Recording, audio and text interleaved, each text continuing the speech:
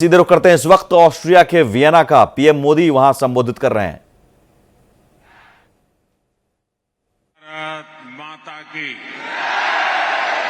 भारत माता की। तो मैं शुरू करूं?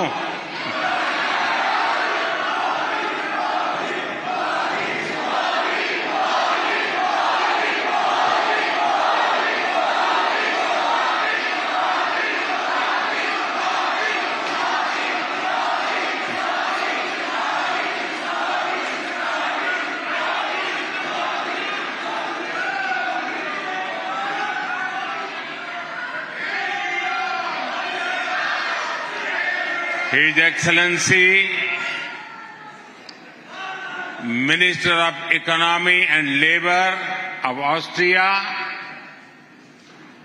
इंडियन डायस्पोरा के मेरे सभी साथियों,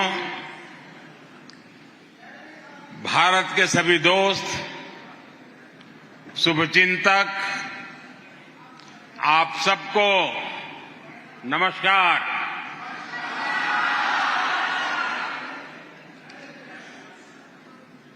गुटिन टाग।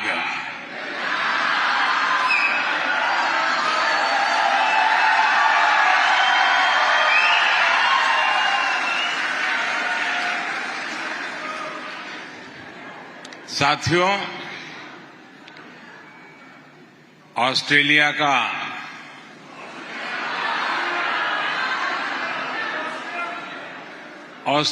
का ये मेरा पहला दौरा है।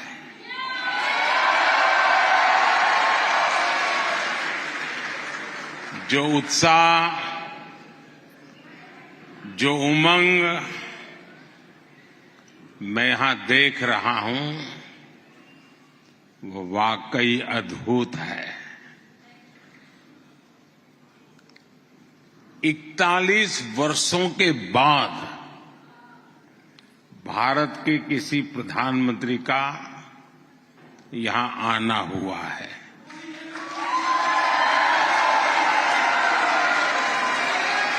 आप में से बहुत लोग ऐसे होंगे जिनके जन्म के पहले कोई प्रधानमंत्री यहां आए थे।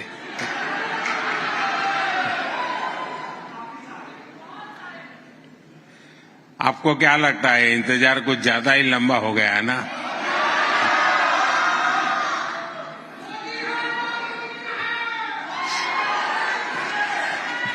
चलिए, अब ये इंतजार खत्म हो गया है। अब तो आप खुश है ना?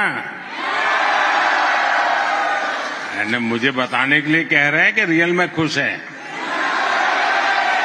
सच्चा?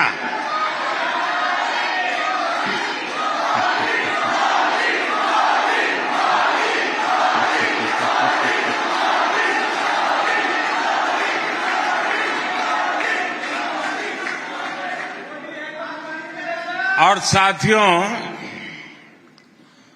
ये इंतजार खत्म भी एक ऐतिहासिक अवसर पर हुआ है। आप में से बहुत लोगों को शायद पता नहीं होगा, भारत और ऑस्ट्रिया अपनी दोस्ती के 75 वर्ष सेलिब्रेट कर रहा है।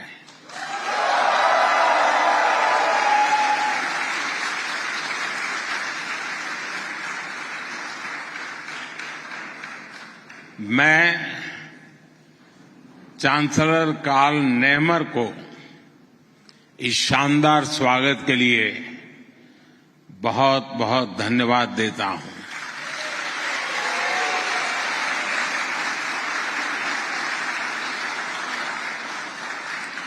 मैं इकोनॉमी एंड लेबर मंत्री मार्टिन कोकर का भी आभार व्यक्त करता हूं।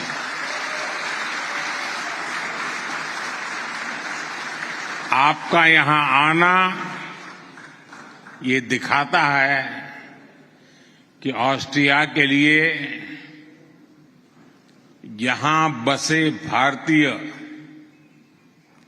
कितने खास है।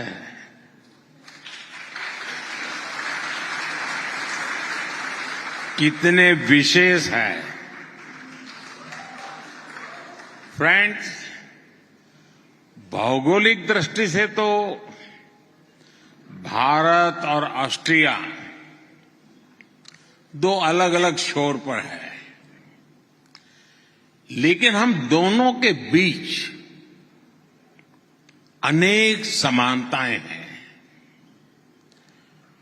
डेमोक्रेसी हम दोनों देशों को कनेक्ट करती है। लिबर्टी, इक्वालिटी, प्लुरलिज्म और रूल ऑफ लॉ का रिस्पेक्ट, ये हमारी शेयर्ड वैल्यूज है। हम दोनों समाज मल्टीकल्चरल और मल्टीलिंगुअल है। दोनों देश, हमारे समाज में हम दोनों देशों की आदत है डायवर्सिटी को सेलिब्रेट करना, और हमारी इन वैल्यूज को रिफ्लेक्ट करने वाला एक बड़ा माध्यम चुनाव है। ऑस्ट्रिया में कुछ महीनों के बाद चुनाव होने वाला है, जबकि भारत में हमने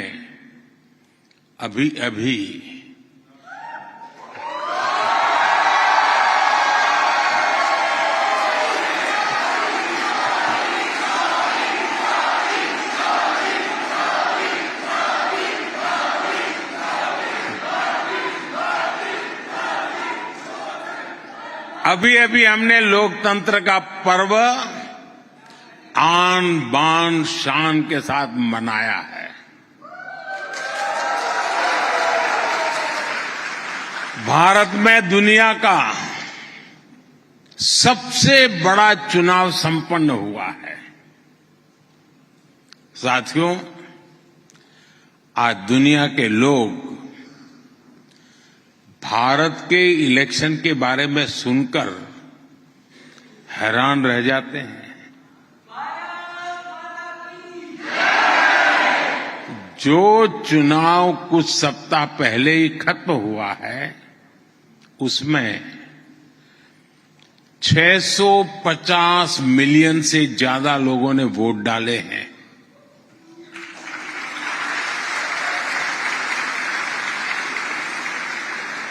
मतलब हुआ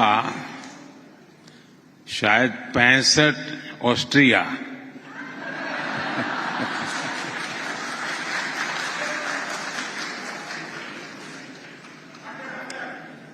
और सोचिए, इतना बड़ा चुनाव होता है, लेकिन कुछ ही घंटों में चुनाव के नतीजे क्लियर हो जाते हैं।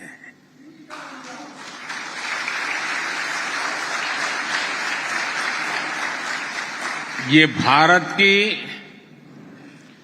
इलेक्टोरल मशीनरी और हमारे डेमोक्रेसी की ताकत है।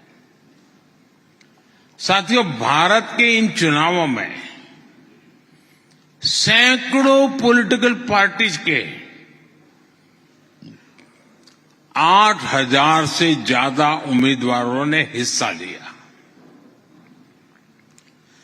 इस लेवल का कॉन्टेस्ट, इतना डाइवर्स कॉन्टेस्ट, तब जाकर के देश में जनता ने अपना मैंडेट दिया है। और देश ने मैंडेट क्या दिया?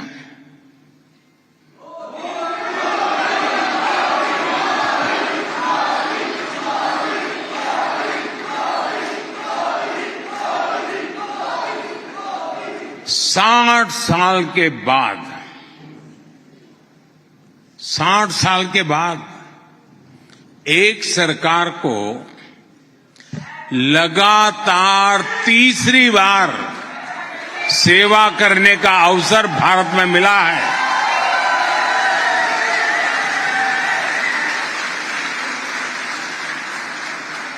हमने तो दुनिया में पोस्ट कोविड एरा में चारों तरफ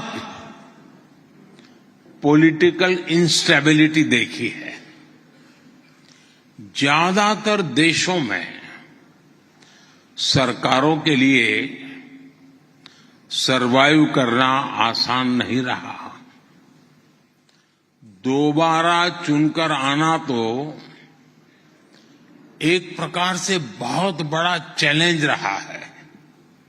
आज मुझे यहां कुछ जाने माने इंडोलॉजिस्ट से मिलने का अवसर भी मिला।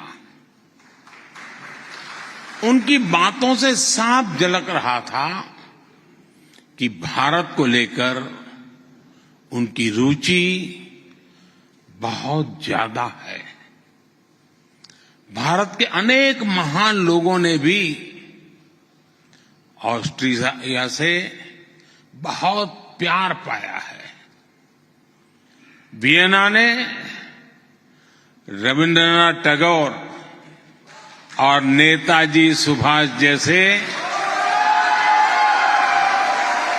हमारे अनेक महान व्यक्तित्वों की मेजबानी की है।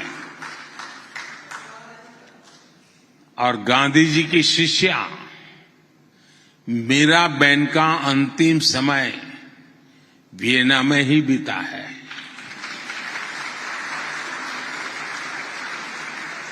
साथियों, हमारा सिर्फ कल्चर और कॉमर्स का रिश्ता ही नहीं है, बल्कि साइंस भी हमें जोड़ती है। बहुत साल पहले वियना यूनिवर्सिटी में हमारे नोबेल पुरस्कार विजेता सर सीवी रमन का लेक्चर हुआ था।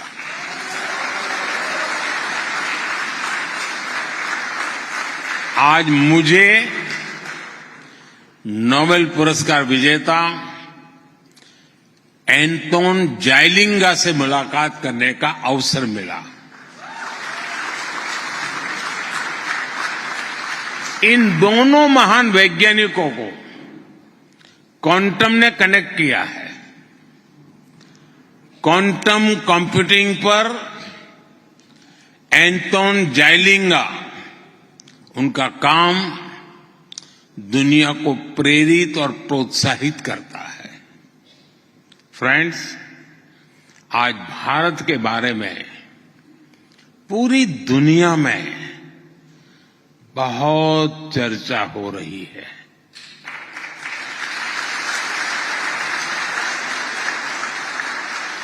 हो रही है कि नहीं हो रही है? हर कोई भारत के बारे में जानना समझना चाहता है। आपका भी यही अनुभव है ना? लोग बहुत कुछ पूछते हैं ना आपको। ऐसे में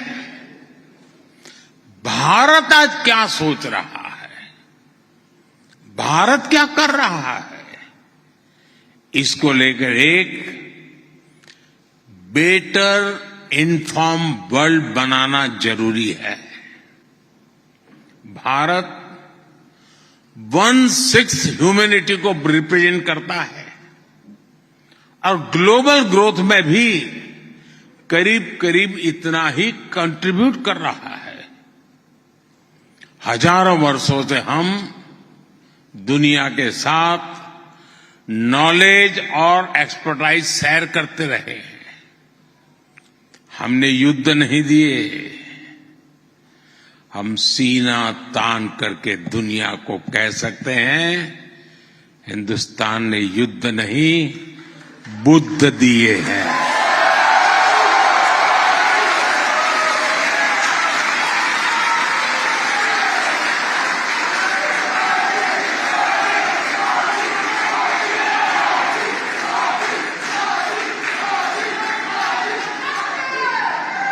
जब मैं बुद्ध की बात करता हूं तो इसका मतलब है कि भारत ने हमेशा पीस और प्रॉस्पेरिटी ही दी है।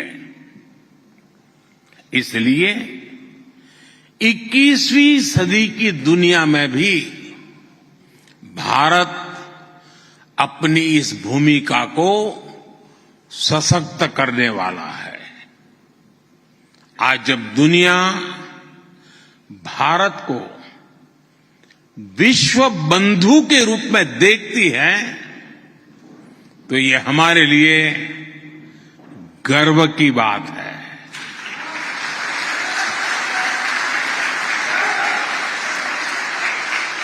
आपको भी डगर डगर पे गर्व महसूस होता है कि नहीं होता है? फ्रेंड्स, जब आप भारत में हो रहे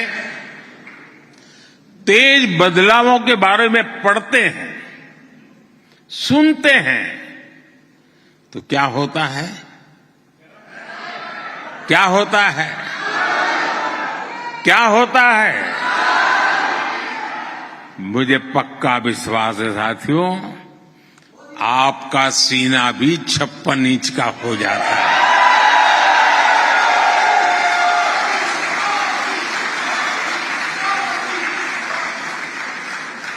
भारत आज 5th लार्जेस्ट इकोनॉमी है। 2014 में जब मैं आया इस सेवा के कार्य में, तब हम 10 नंबर पे थे। 10 नंबर ही नहीं कह रहा हूं, आज हम 5 नंबर पर पहुंच गए हैं।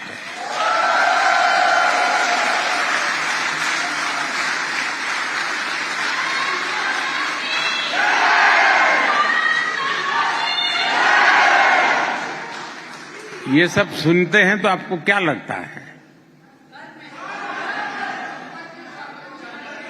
गर्व होता है कि नहीं होता है दोस्तों? आज भारत 8% के रेट से ग्रो कर रहा है। इस स्पीड के साथ क्या होगा मैं बताऊं? बताऊं? आज हम 5 नंबर पे हैं, हम टॉप 3 में पहुंचेंगे।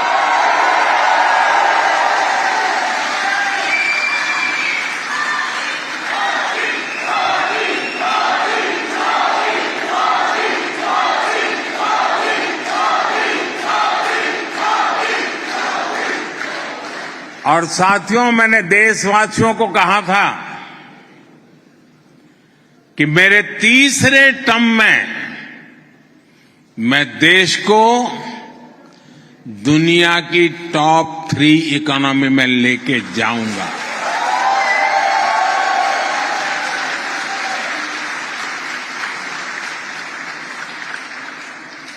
और ये बात मैं आपको बता दूं कि हम सिर्फ टॉप पर पहुंचने के लिए मेहनत नहीं कर रहे हैं। हमारा मिशन 2047 है।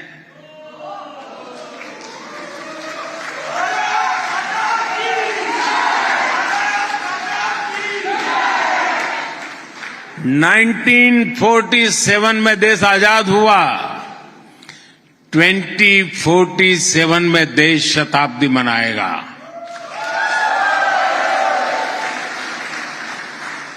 लेकिन वो शताब्दी विकसित भारत की शताब्दी होगी।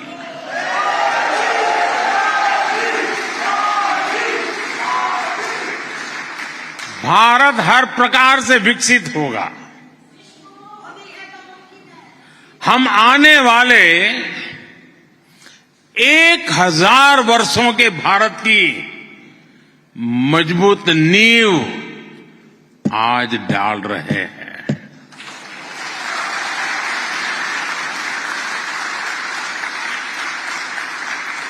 फ्रेंड्स, भारत आज एजुकेशन, स्किल, रिसर्च और इनोवेशन में अभूतपूर्व स्केल पर काम कर रहा है।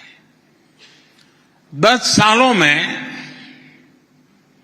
ये आंकड़ा याद रखना जरा। 10 सालों में हर दिन एवरी डे 2 नए कॉलेज भारत में खुले हैं।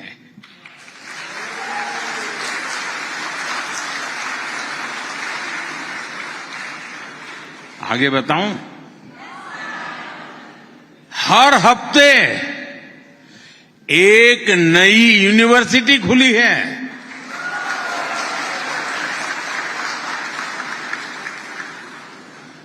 पिछले साल हर दिन 250 से ज्यादा पेटेंट्स ग्रांट किए गए हैं।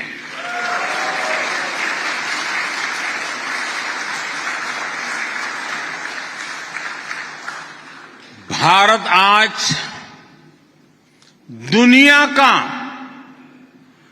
तीसरा सबसे बड़ा स्टार्टअप इकोसिस्टम है।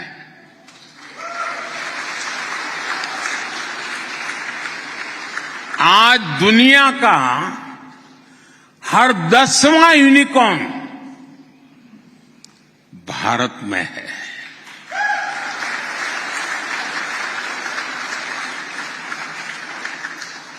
बाकी पूरी दुनिया में जितना रियल टाइम डिजिटल ट्रांजैक्शन आज होता है, उतना अकेला भारत में होता है।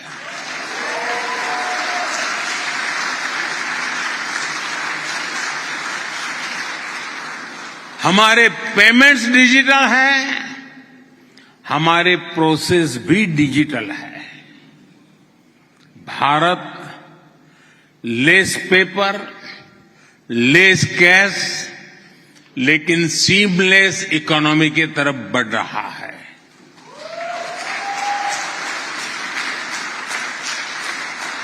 फ्रेंड्स, आज भारत बेस्ट, ब्राइटेस्ट, बिगेस्ट और हाईएस्ट माइलस्टोन के लिए काम कर रहा है।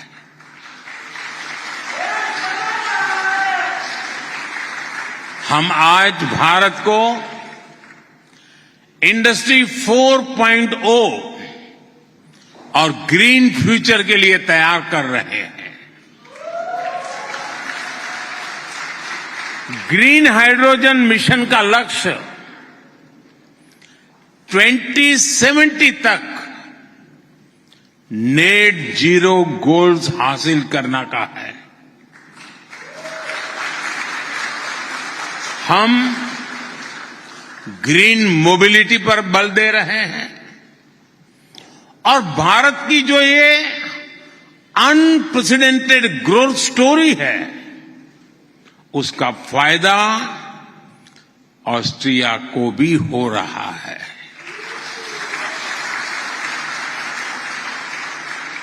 आज भारत के अलग अलग सेक्टर्स में 150 से अधिक ऑस्ट्रियन कंपनियां काम कर रही है। ये भारत के इंफ्रास्ट्रक्चर से जुड़ी एस्पिरेशंस को पूरा करने में मदद कर रही है। मेट्रो, डैम, ऐसे अनेक प्रोजेक्ट्स, टनल जैसे अनेकों इंफ्रा प्रोजेक्ट्स में ऑस्ट्रिया की कंपनियां भारत में काम कर रही है। और मुझे उम्मीद है कि आने वाले समय में यहां की कंपनियां, यहां के इन्वेस्टर ज्यादा से ज्यादा भारत में अपना विस्तार करेंगे।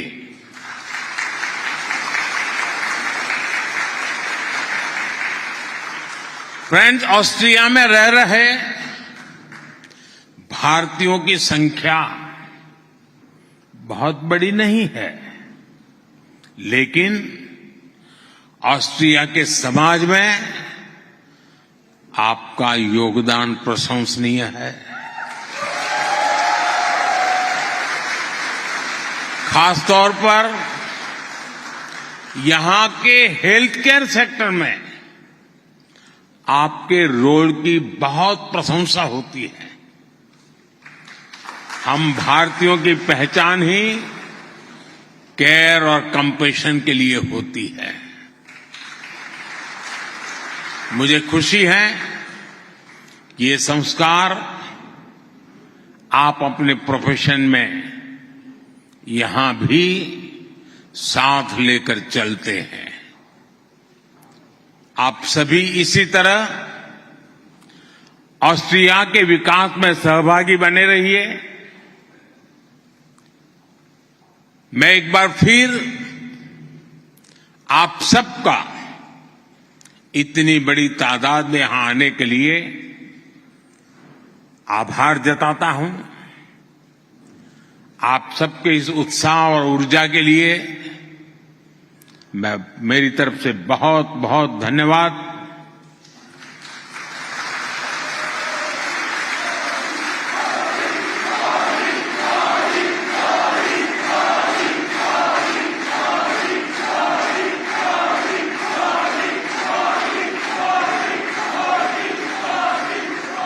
साथियों, ऑस्ट्रिया का ये पहला दौरा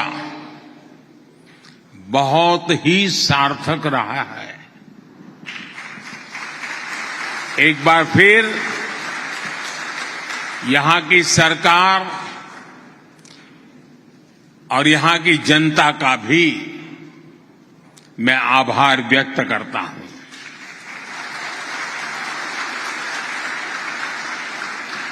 आप सबको मेरी बहुत बहुत शुभकामनाएं हैं। मुझे विश्वास है इस बार 15 अगस्त पुराने सारे रिकॉर्ड तोड़ने वाली होनी चाहिए।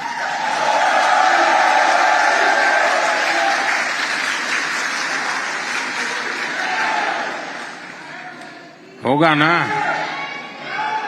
पक्का होगा?